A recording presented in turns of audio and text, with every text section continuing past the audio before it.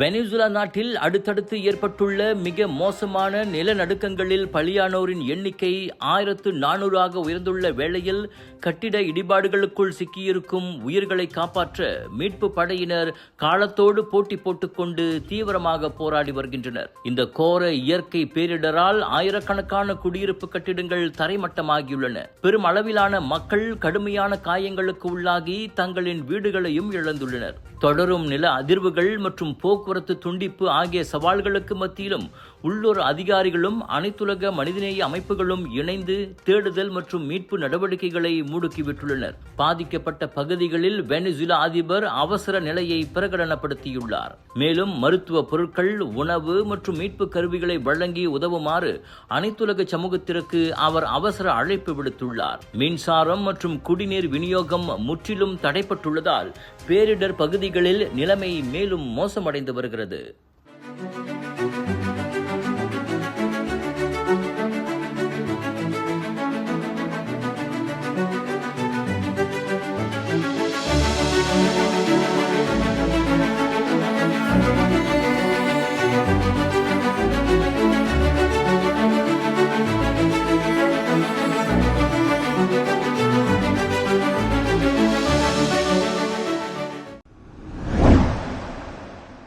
வணக்கம் மேக்ஸ், உங்கள் புதிய OTT உலகம்.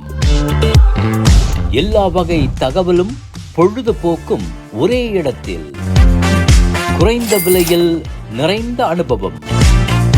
இப்போது 2 மாதங்களுக்கு இலவச சந்தா. வணக்கம் மேக்ஸ், உங்கள் பொழுதுபோக்கின் புதிய முகவரி.